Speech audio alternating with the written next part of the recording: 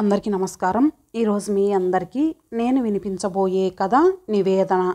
రచయిత జిఎస్ఎస్ కళ్యాణి గారు. ఇక కథలోకి వెళితే, తులసికి వివాహమై 10 ఏళ్ళు గడిచినా ఇంకా పిల్లలు కలగలేదు. తనకు కనీసం ఒక్క పిల్లాడో పుడతారన్న ఆశతో లెక్కలేనన్ని నోములు వ్రతాలు చేసింది తులసి. కానీ తులసి కోరిక ఫలించలేదు. ఒకసారి తులసి తన చిన్ననాటి స్నేహితురాలైన సీత వద్ద పిల్లల విషయం ప్రస్తావిస్తే, టీవీలో వచ్చే ఒకానొక ఆధ్యాత్మిక కార్యక్రమంలో ఒక ప్రముఖ సిద్ధాంతి గారు ఎటువంటి సమస్యకైనా అద్భుతమైన పరిష్కారాలు ఇస్తున్నారని చెప్పింది. వెంటనే తులసి తనకు సంతానం కలిగే మార్గం తెలపమంటూ ఆ సిద్ధాంతి గారికి ఒక ఉత్తరం పంపింది. కొద్ది వారాలు గడిచాక ఒకరోజు మధ్యాహ్నం సీత చెప్పిన ఆధ్యాత్మిక కార్యక్రమాన్ని తులసి టీవీలో చూస్తూ ఉండగా, తను అడిగిన ప్రశ్నకు సిద్ధాంతి గారు సమాధానం ఇస్తూ, అమ్మా తులసి, మీ ఊరిలో రాధామాధవ ఆలయం ఉంది. నీవు ప్రతిరోజు మడితో పరమాన్నం తయారు చేసి దానిని మీ ఇంటి నుండి కాలినడకన ఆ ఆలయానికి తీసుకెళ్ళి ఆ రాధామాధవుడికి ఆ పరమాన్నాన్ని నివేదించాలి. అలా నువ్వు ఆ రాధామాధవుడికి తృప్తి కలిగేదాకా నియమంగా చెయ్యాలి. అప్పుడు ఆ రాధామాధవుడు నీకు బిడ్డను అనుగ్రహిస్తాడు. మీ ఇంట్లో ఎర్రటి పువ్వు పూసే మొక్క ఉన్నట్లయితే ఆ రాధామాధవుడు తృప్తి చెందిన రోజు ఆ మొక్కకు ఒక పువ్వు పూస్తుంది.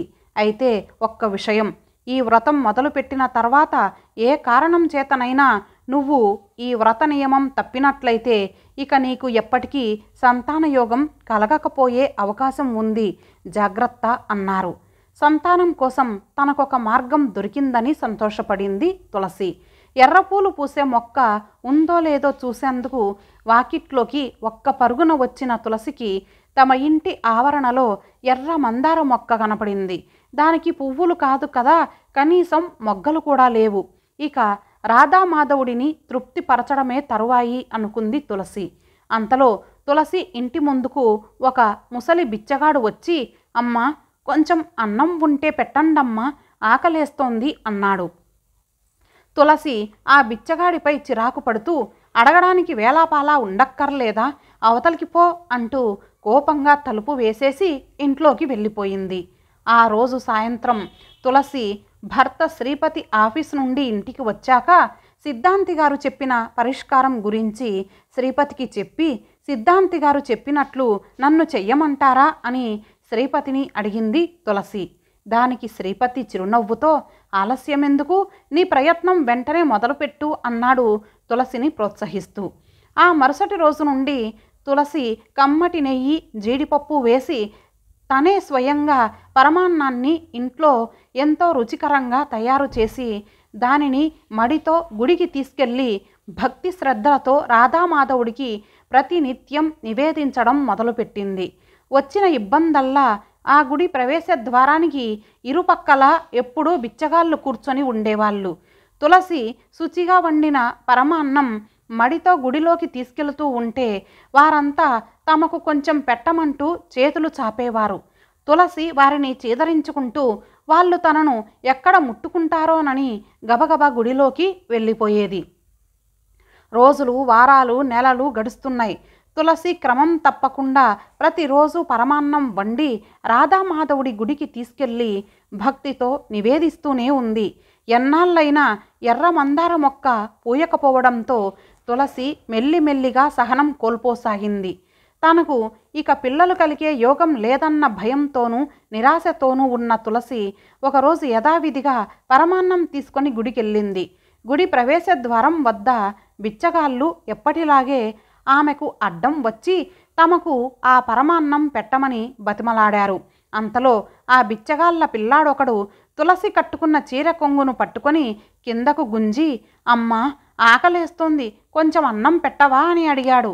తులసికి ఎక్కడలేని కోపం వచ్చి, నిజమే, నాకు పిల్లలు పుట్టే యోగం లేదు కాబట్టే ఈ ముష్టివాళ్ళు నన్ను ముట్టుకొని నా మడిని మంట కలిపారు అని తిట్టుకుంటూ బిచ్చగాళ్లతో, ఇదిగో ఈ అన్నమేగా మీకు కావాలి, ఇందా కడుపు నిండా తినేయండి అని విసురుగా వారందరి చేతుల్లో తలా ఒక గరిటెడు పరమాన్నాన్ని పెట్టింది. బిచ్చగాళ్ళంతా వరుసలో వచ్చి పరమాన్నం పెట్టించుకున్నారు. చూస్తూ ఉండగా తులసి చేతిలోని గిన్నె ఖాళీ అయిపోయింది.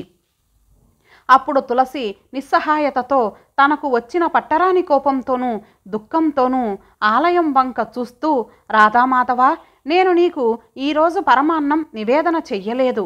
ఇన్ని రోజులు నియమంతో చేస్తున్న నా వ్రతం ఇవాళ ఈ విధంగా భంగమైపోయింది. ఇప్పుడు నీకు తృప్తిగా ఉందా అని అడిగింది. నాకు తృప్తి కలిగిందమ్మా. నువ్వు 1000 ఏళ్ళు చల్లగా వర్ధిల్లు. నేను కడుపు నిండా అన్నం తిని ఎన్ని రోజులైందో నాకసలు గుర్తే లేదు. ఈరోజు నువ్వు పెట్టిన గరిటెడు పరమాన్నం నా కడుపు నింపింది అంటూ ఆ బిచ్చగాళ్లలోని ఒక వృద్ధుడు తులసి వద్దకు వచ్చి తులసికి దన్నం పెట్టాడు. తులసి మనసు కలుక్కుమంది. ఆ రాధామాధవుడే ఈ వృద్ధుడి నోటి వెంట ఆ మాటలు పలికించాడన్న అనుమానం కలిగి ఆలోచనలో పడిన తులసి మెల్లగా నడుచుకుంటూ ఇంటికి చేరింది. ఇంట్లోకి ప్రవేశిస్తూ తులసి యథాలాపంగా ఎర్ర మందార మొక్క వంక చూసింది. ఆశ్చర్యం! ఆ మొక్కకు ఒక ఎర్రటి మొగ్గ కనపడింది. అది చూసిన తులసికి అమితానందం కలిగింది. సరిగ్గా అదే సమయానికి దూరంగా కనబడుతున్న రాధామాధవుడి గుడిలో దీపనాగ్నినై జీవదేహముల అన్నములు తేపుల నరిగించేటి దేవుడ నేను, ఏపున ఇందరిలోని హృదయములోన నందు దీపింతు అంటూ ఎవరో భక్తులు పాడుతున్న అన్నమయ్య పాట తులసి చెవిన పడింది. నిజాన్ని గ్రహించిన తులసికి మనసు పులకించి ఒళ్ళు గగురు పొడిచింది. రాధామాధవ, నా చేత నువ్వీరోజు ఆకలితో ఉన్న అభాగ్యుల కడుపును నింపించి వారిలో ఉన్న నీకు నిజమైన నివేదనను చేయించావు.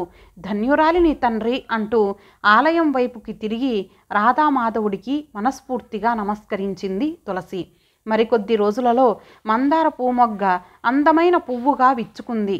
ఆ సంఘటన జరిగిన నెలలోపు తులసి గర్భం దాల్చి ఒక పండంటి మగబిడ్డకు జన్మనిచ్చింది. శ్రీపతి అప్పుడే పుట్టిన తమ బిడ్డను తులసి చేతిలో పెట్టాడు. లేక కలిగిన తన బిడ్డను ఎత్తుకొని ఆనంద బాష్పాలు నిండిన కళ్ళతో, ఆహా, వీడు ఆ రాధామాధవుడి ప్రసాదం, నా నివేదనను కరుణతో స్వీకరించి నా మనోవేదనను ఇన్నాళ్టికి దూరం చేసిన ఘనత ఆ పరమాత్ముడికే దక్కుతుంది అని అంటూ ఆ బిడ్డను ముద్దాడి తన గుండెలకు హత్తుకుంది తులసి. ఆపై తులసి ఆకలంటూ తమ ఇంటికి వచ్చిన వారిని ప్రేమతో ఆదరించి వారి కడుపు నిండా తృప్తిగా అన్నం పెట్టడం అలవాటు చేసుకుంది. ఇంతటితో ఈ కథ సమాప్తం. మరలా మరొక మంచి కథతో కలుద్దాం. అంతవరకు సెలవు. నమస్తే.